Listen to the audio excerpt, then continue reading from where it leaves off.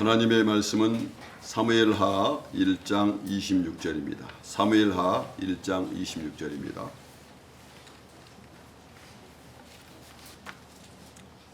사무엘하 1장 17절부터 27절까지 배경의 말씀을 듣도록 하겠습니다. 다윗이 이 슬픈 노래로 사울과 그 아들 요나단을 조상하고 명하여 그것을 유다 족속에게 가르치라 하였으니 곧 활 노래라. 야살의 책에 기록되었으되 이스라엘아 너의 영광이 산 위에서 죽임을 당하였도다. 오호라 두 용사가 엎드러졌도다. 이 일을 가드에도 고하지 말며 아스글론 거리에도 전파하지 말지어다. 블레셋 사람의 딸들이 즐거워할까? 할례 받지 못한 자의 딸들이 개가를 부를까 염려로다. 길보아 산들아 너희 위에 우로가 내리지 아니하며 재물 낼 밭도 없을지어다. 거기서 두 용사의 방패가 버림바 됩니다. 곧 사울의 방패가 기름 부음을 받지 않음 같이 되미로다. 죽은 자의 피에서 용사의 기름에서 요나단의 활이 물러가지 아니하였으며 사울의 칼이 헛되이 돌아오지 아니하였도다. 사울과 요나단이 생전에 사랑스럽고 아름다운 자라니 죽을 때에도 서로 떠나지 아니하였도다. 저희는 독수리보다 빠르고 사자보다 강하였도다.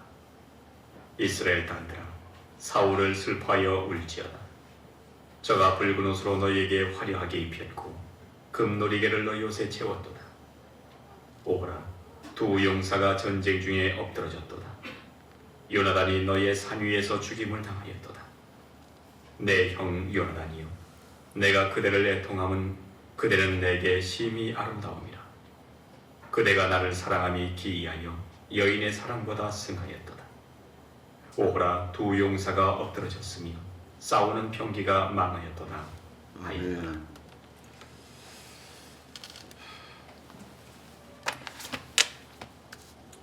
할렐루야. 우리 옆에 분들과 인사하겠습니다. 반갑습니다.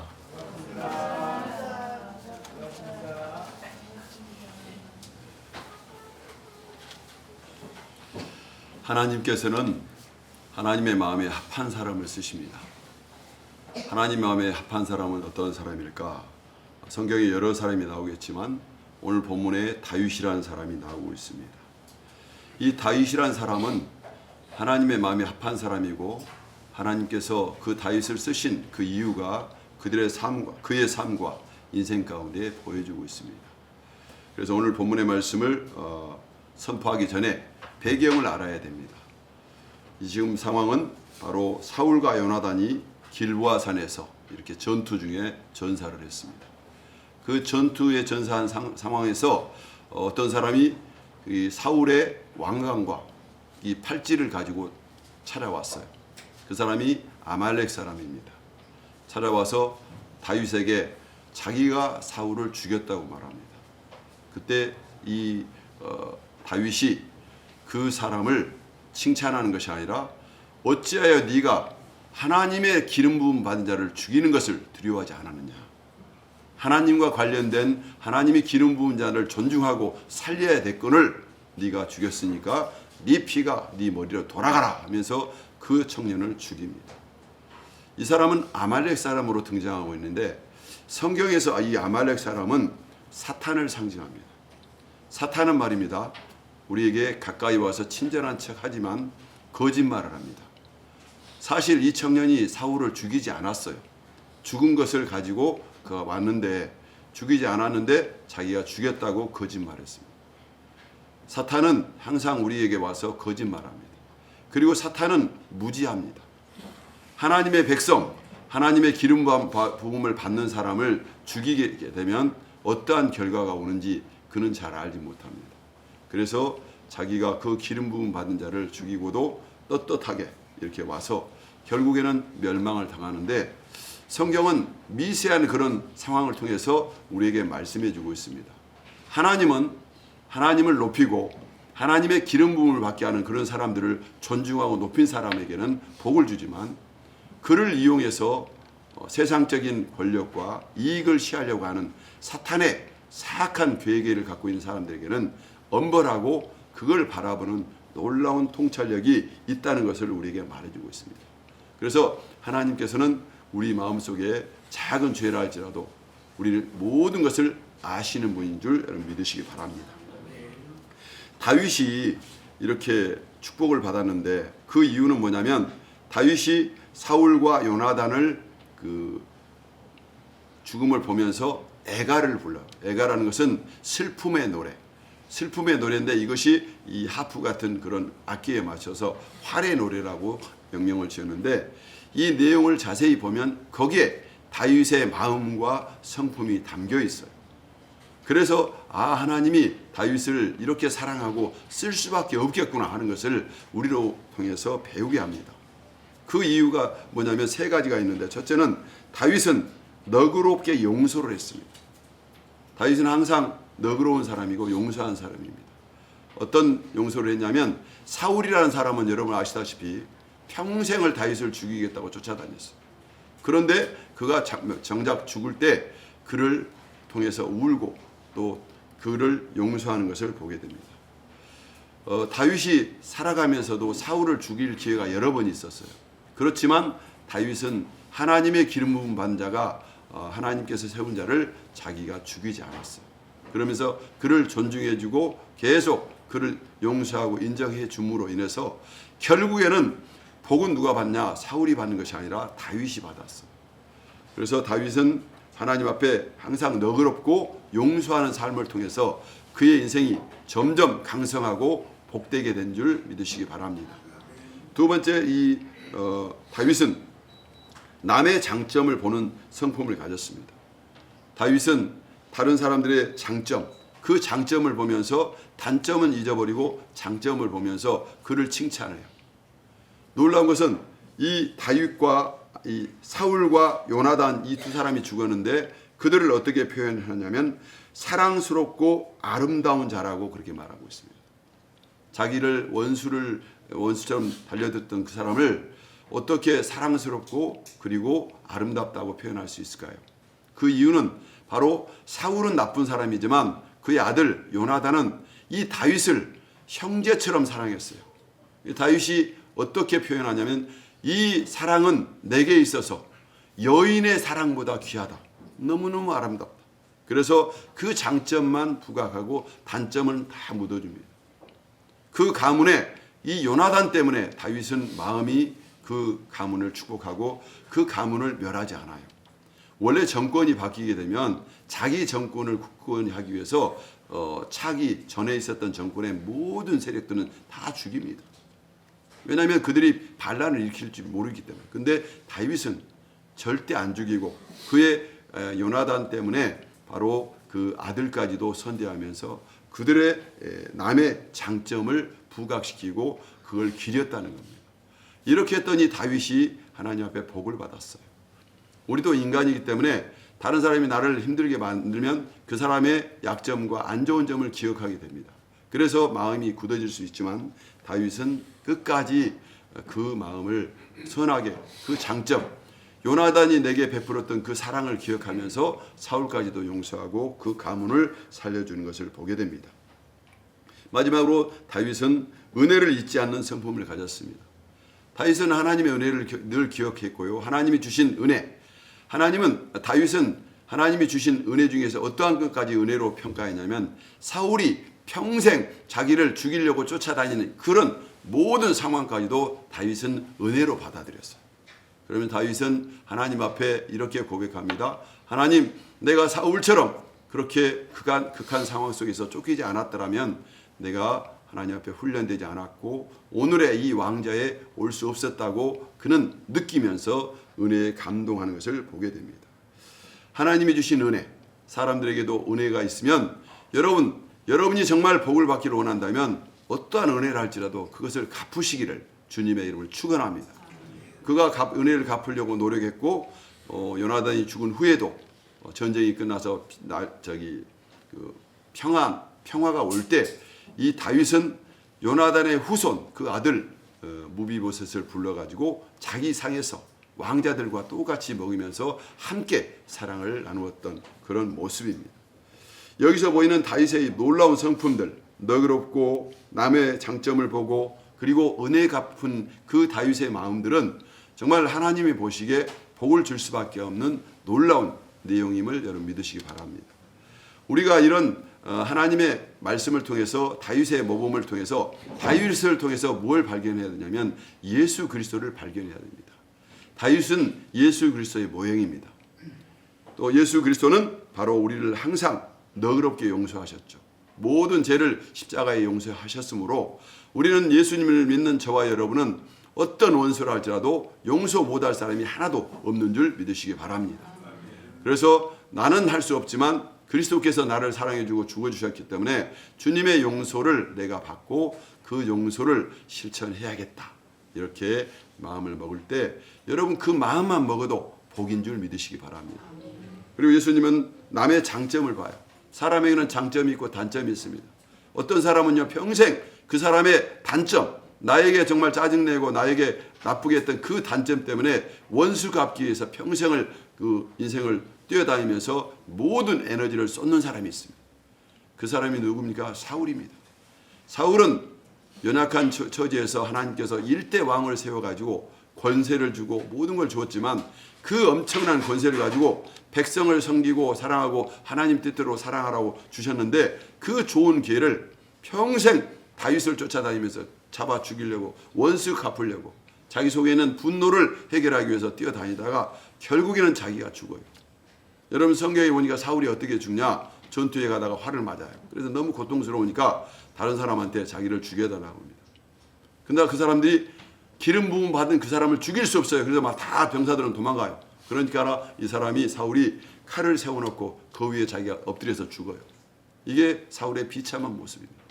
남들이 자기를 죽여줄 수 없는 그런 상황까지 가서 결국엔 자기가 자살하는 그런 비참한 삶을 사울이 가지게 된 겁니다. 여러분 사울의 인생을 보면서 사울이 불쌍하다고 생각할지 모르지만 사울이 왜 그런 비참한 삶을 그렇게 얻을 수 있었을까요? 그 이유는 자기가 평생 자기에게 주었던 기회를 제대로 사용하지 못하고 남을 선대하지 못하고 그걸 남을 죽이는 데만 사용했기 때문에 그 칼이 자기에게 온 겁니다. 그래서 용서한다는 것은 어떻게 보면 크나큰 축복이고 하나님께 영광을 돌리는 삶이지만 결국은 그 용서가 나를 위한 가장 복임을 여러분 믿으시기 바랍니다.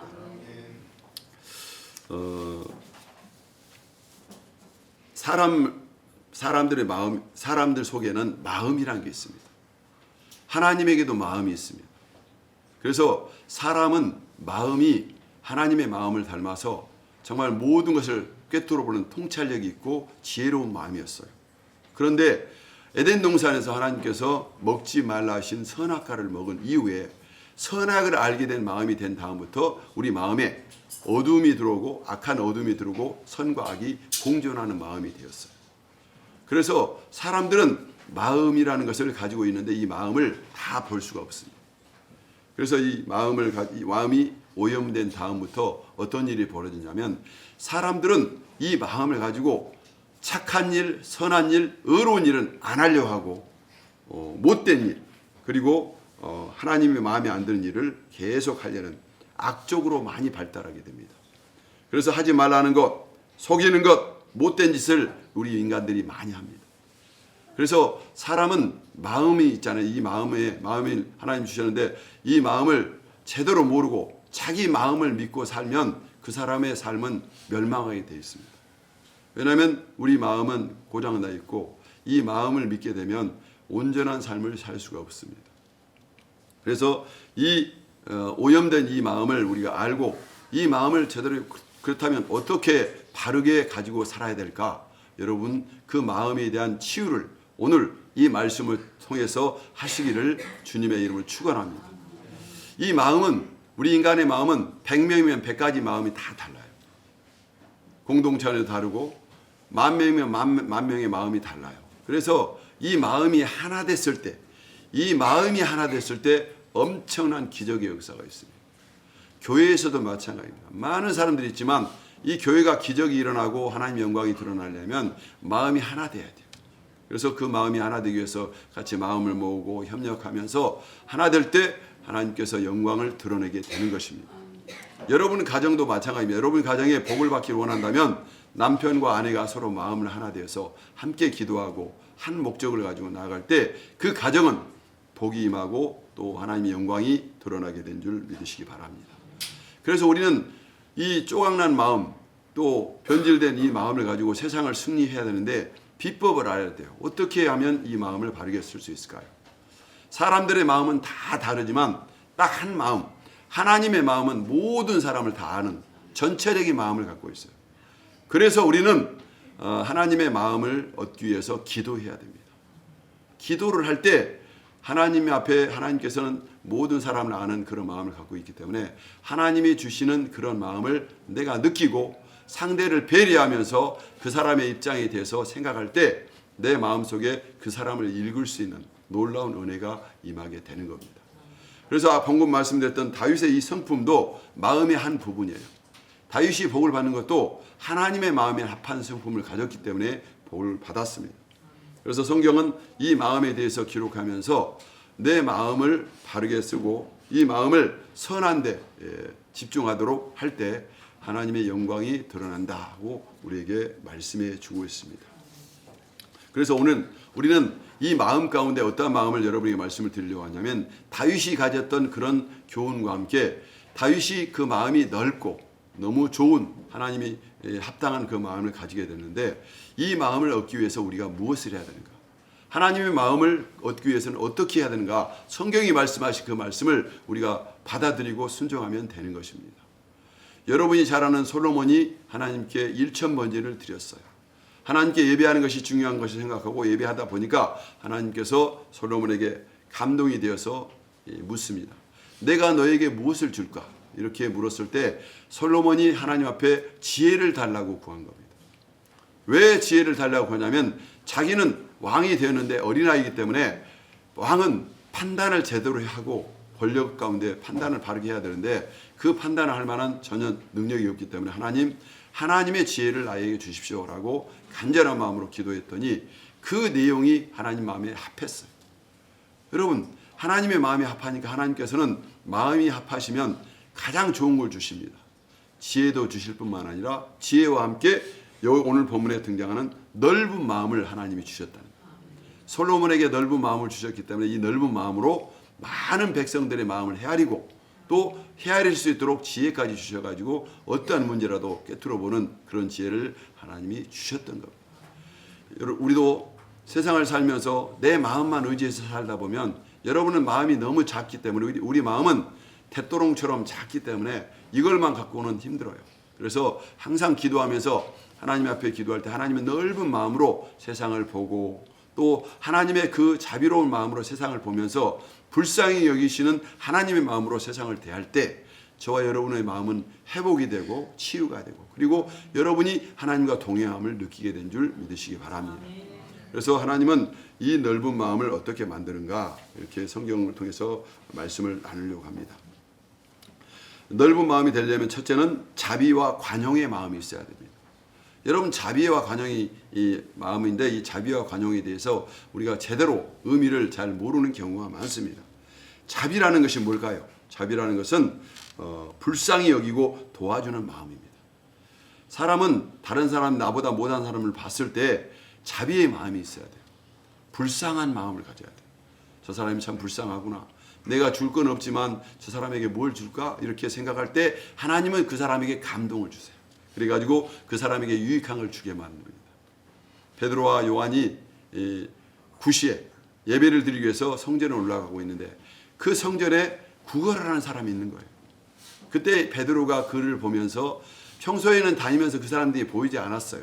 그냥 구걸하는가 보다 생각했는데 그날따라 하나님의 성령의 감동으로 자비의 마음이 생겨가지고 불쌍히 여기는 마음이 생기는 겁니다. 그러면서 그 사람에게 똑똑히 보면서 나를 보라. 내가 은과 금은 없지만 내가 가지고 있는 것으로 내게 주노니 나사렛 예수 그리스도 이름으로 일어나라 걸어라 이렇게 말했더니 그 사람이 그 말을 듣자마자 일어나 버린 거예요. 여러분 하나님 앞에 이 불쌍한 마음을 가지고 하나님 말씀을 선포하면 우리의 삶 가운데 기적이 일어나기도 하고 이 불쌍한 마음으로 세상 사람을 볼 때 우리의 마음이 넓어지는 겁니다. 부드러워지는 겁니다. 하나님은 이 자비의 마음을 통해서 우리의 마음을 점점 넓게 하십니다. 두 번째로는 관용이라는 것은 뭐냐면 다른 사람의 행동을 이해하려고 노력하는 것이 바로 관용입니다. 그래서 관용이라는 것은 다른 사람들 이해하면서 참고 용납하는 그런 태도가 관용입니다. 세상에는 엄청나게 많은 사람들이 살기 때문에 나하고 똑같은 사람이 많잖아요. 공동체 안에서도 나와 마음이 달라서 너무너무 참지 못할 사람들이 많습니다. 그런 사람들을 우리가 관용의 마음을 가지고 참고 용납함으로써 받아들임으로 인해서 그 사람을 이해하고 기다려주고 참음으로써 우리가 마음이 넓어진 줄 여러분 믿으시기 바랍니다. 많은 사람들이 좋은 교회, 정말 너무너무 정말 신앙생활 하기도 편하고 편리한 교회를 원할지도 모릅니다. 그런데 하나님은 우리에게 그런 교회보다는 불편하고 내게 맞지 않고 짜증난 교회로 우리를 보내요. 왜 그럴까요?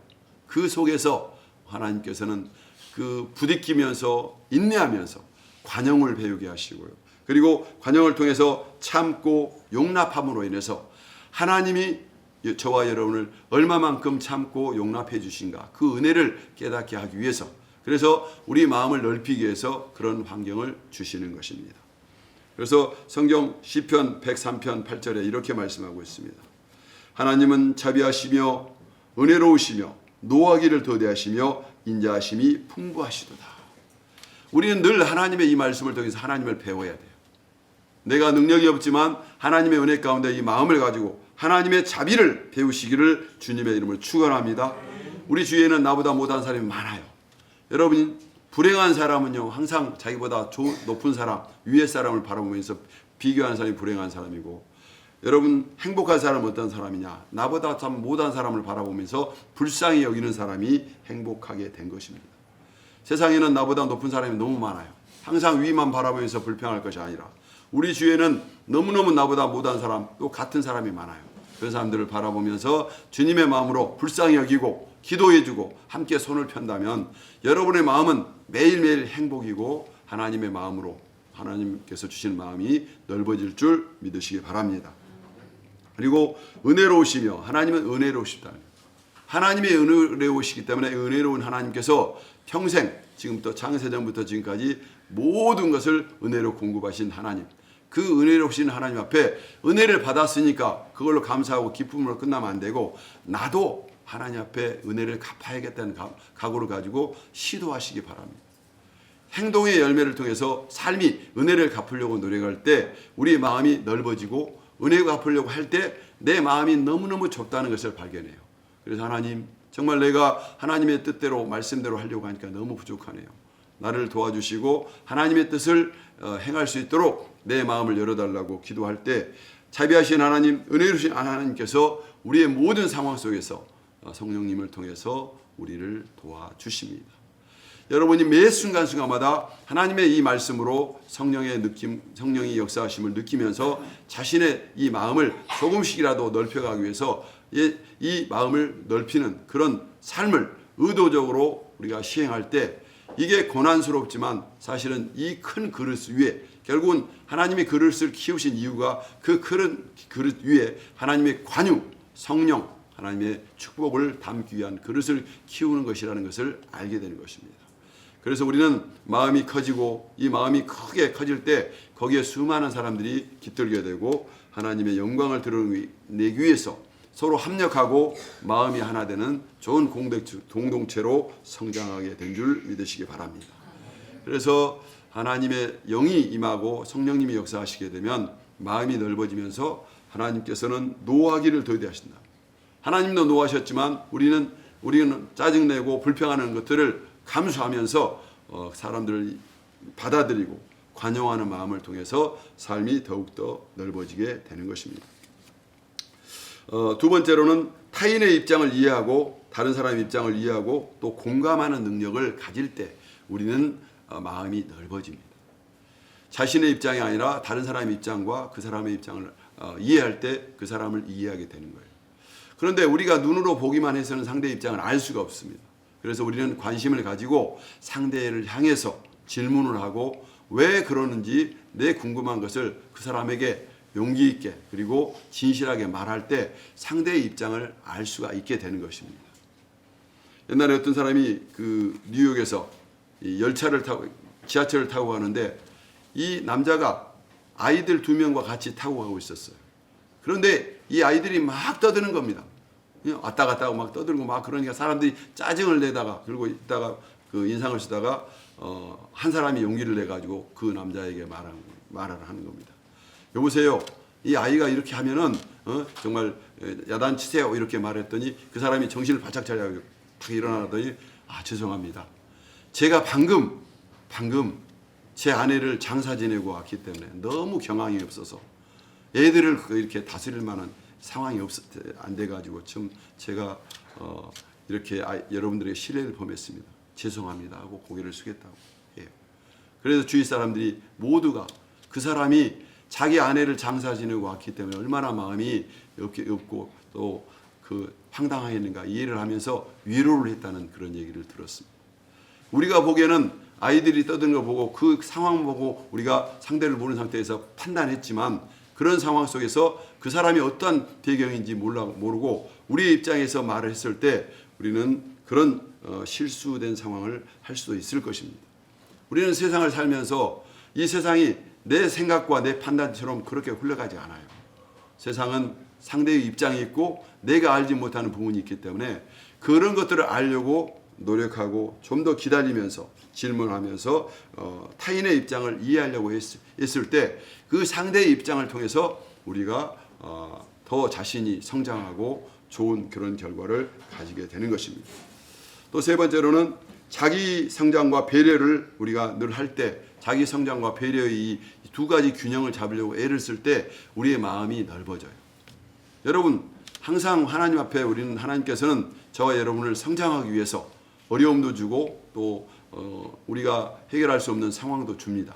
그때 그런 것을 통해서 성장도 할 뿐만 아니라 나와 함께 사는 것이 아니라 이 공동체는 모든 사람이 함께 살기 때문에 다른 사람들에게도 배려할 수 있는 이런 마음을 가질 때 우리는 그런 배려의 마음을 가지고 자신을 보고 남에게 이렇게 입장을 생각할 때 그때 하나님께서는 마음만 넓힌 것이 아니라 그런 사람에게 복을 넘치게 부어주신 줄 여러분 믿으시기 바랍니다.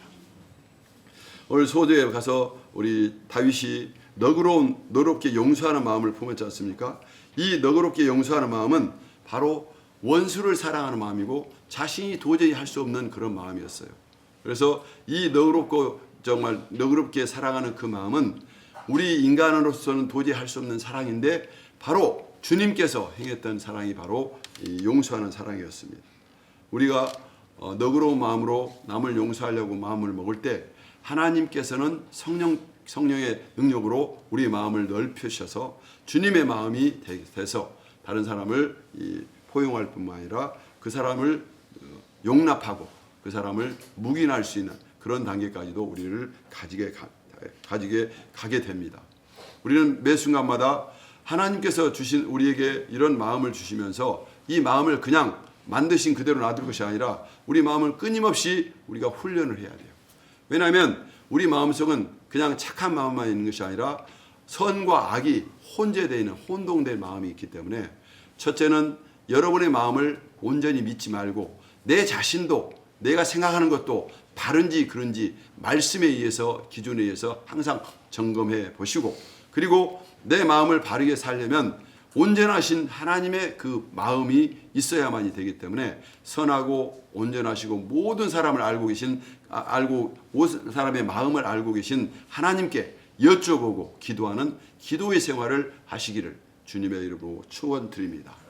우리가 하나님을 인정하고 늘 기도할 때 상대의 마음을 이해할 수 있고 하나님은 모든 사람의 마음을 알기 때문에 하나님께 질문하고 나서 가게 되면 실수가 적고 그리고 사람들을 포용할 수 있는 그런 기회를 주게 됩니다. 그래서 이 마음이 이렇게 다루구나 생각하면서 내 속에 정말 고질적인 마음들을 우리가 끄집어내면서 우리 속에는 오염된 것들이 있다고 했지 않습니까? 오염된 것이 많습니다. 이것들이 뭐냐? 대표적인 것들이 바로 고집, 또 습관, 내가 편하고 싶어하는 이런 모든 마음들은 바로 잘못되고 오염된 습관으로서 들어오는 수많은 쓰레기입니다. 그래서 우리 마음이 항상 청결하고 바르게 살기 위해서는 넓은 마음이 되기 위해서는 일을 먼저 하는 것보다는 내 자신이 하나님 앞에 회개를 해야 됩니다. 그래서 예수님이 처음 오셔서 우리에게 선포하는 말씀이 무슨 말씀이냐면 회개하라 천국이 가까우느니라 이렇게 말하고 있어요. 여러분 회개한다는 것은 무슨 말입니까? 내 마음속에 있는 어둡고 그리고 오래된 그런 마음들, 고질적인 마음들 그리고 병적인 마음들을 하나님의 은혜 가운데 하나씩 뽑아내면서 이 돌을 골라내는 작업을 하는 것입니다. 이렇게 할 때 우리는 마음속에 자비와 관용의 마음이 되어서요. 어떠한 마음으로 바뀌게 되냐면 다른 사람이 실수를 범했을 때 그 실수를 용납하고 그 상황에 따라서 대응할 수 있는 마음이 되는 겁니다. 다른 사람이 실수를 했을 때 우리는 어떻게 여러분이 처리를 하십니까? 실수했을 때 그 사람을 지적하지 마시고요. 그 사람에게 여러분들이 기회를 주시기 바랍니다.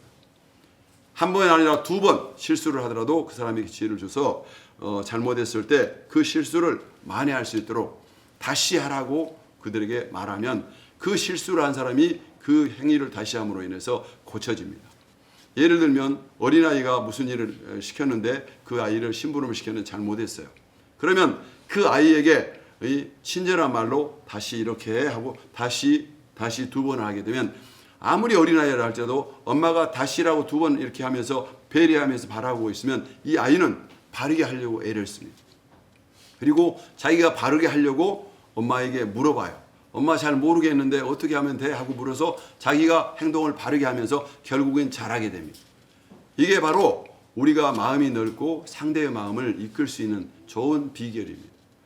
우리가 그 상황에 따라서 지적만 할 것이 아니라 그가 실수를 만회할 수 있도록 기회를 주면서 그가 잘할 수 있도록 도와준다면 분명히 그 사람은 그 아이는 잘하게 될 것이고 사람도 마찬가지입니다. 그 사람이 잘하게 되면 우리는 그 사람에 대해서 실수를 책망하는 것이 아니라 잘하는 것에 대해서 맞아요. 그렇게 하면 됩니다. 당신은 성장한 거예요 하고 그들의 격려하고 그들을 바라보게 될 때 그 사람만 기쁜 것이 아니라 이런 일을 우리가 불편하지만 행하면서 신경을 쓰는 저와 여러분의 마음이 넓어지면서 결국에는 우리가 복을 받는다는 거예요. 사실 우리도 많은 실수를 하게 되는데 우리는 그 실수를 엄청나게 용납하면서 따끔한 일침을 가하면서 상처를 갖고 사는 사람이 많아요. 어른들 보면은요, 평생 동안 부모님이 어렸을 때 가지고 주셨던 상처를 머릿속에 깊이 되뇌면서 그 상처 때문에 엄청나게 고통을 당하는 사람이 많이 있다고 합니다. 예를 들면 말입니다. 어린 시절에 아이들이 잠을 자면서 소변을 보잖아요. 그러면 한국 사람들은 이 소변 보는 것을 해결하기 위해서 어떻게 합니까? 아주 무서운 방법을 쓰죠. 여러분 이렇게 쌀을 채를 머리에다 뒤집어 씌우고 옆집에 가서 소금을 가지고 오라고 말합니다. 지금은 그렇지 않지만 예전에는 그랬다고 해요. 그러면 이 아이는 생각해 보세요. 오줌을 싸서 그래서 자기도 모르게 실수를 했는데 이걸 가지고 옆집에 가서 소금을 어떻게 되면 이 사람이 소금을 주면서 소금을 그냥 주는 게 아니라 막 뿌려.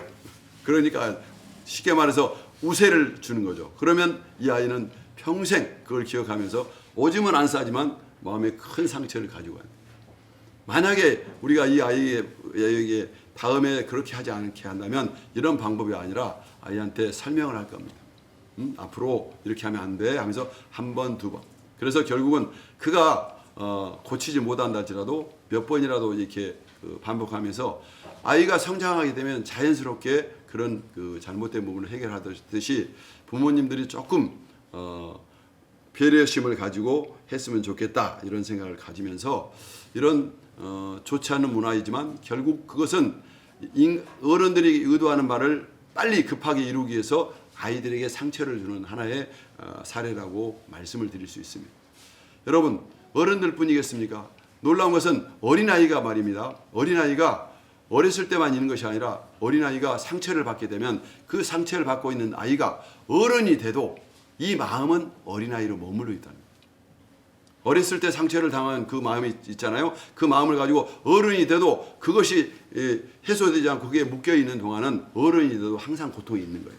그것을 우리가 알아서 풀어주기 전까지는 또 이해해주고 그것에 대해서 상처를 감싸게 주기 전까지는 우리 마음이 엄청난 고통과 또 괴로움을 가지고 우리 마음속에 현실적인 삶 속에도 영향을 미치는 잠재의식 속에 기록되어 있다는 거예요.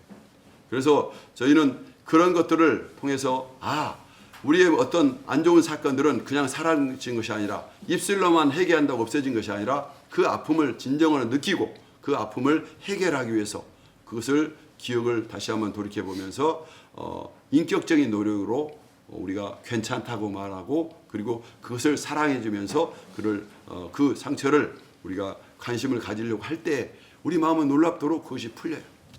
제가 어렸을 때요, 고등학교 다닐 때 아버지께서 별을 베고 있는데 오셔가지고 이렇게 말씀하셨어요. 영규야, 너 대학 어디 갈래? 그렇게 말씀하시더라고요.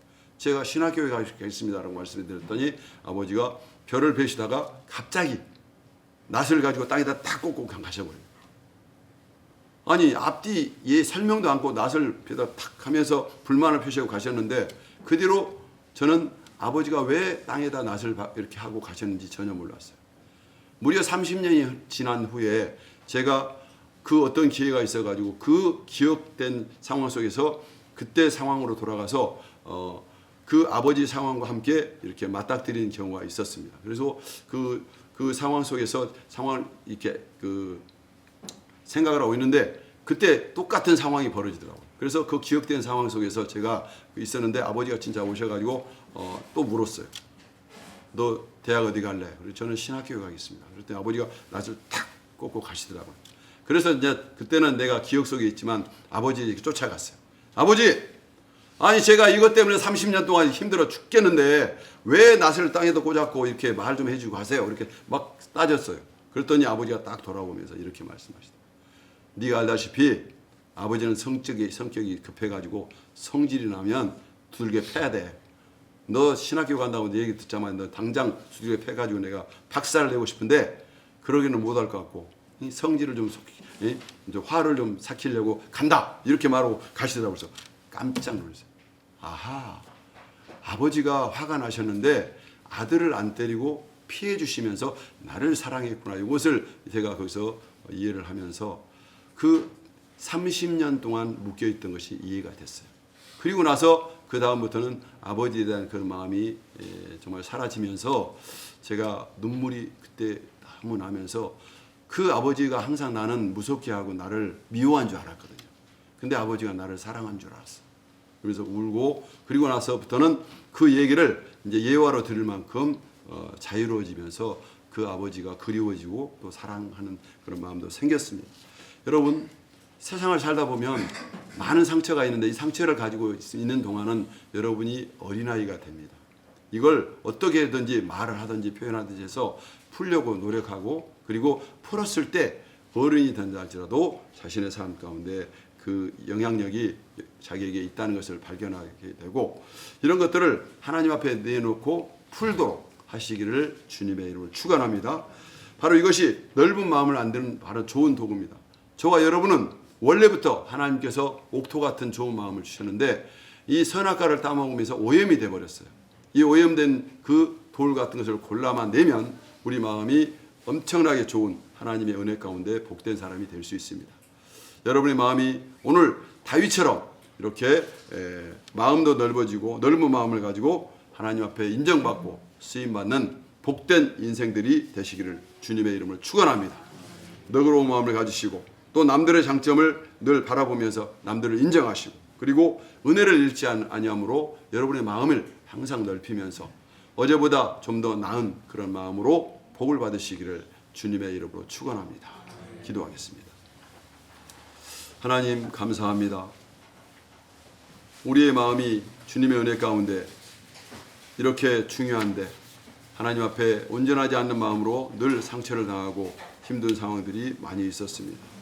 그러나 오늘 주님 주신 이 말씀을 통해서 다윗이 너그럽게 용서했고 남의 장점을 보았고 또 은혜를 잃지 아니함으로 그가 사울을 용서하고 또 애타게 울므로 말미암아 진실한 모습을 보임을 보았습니다.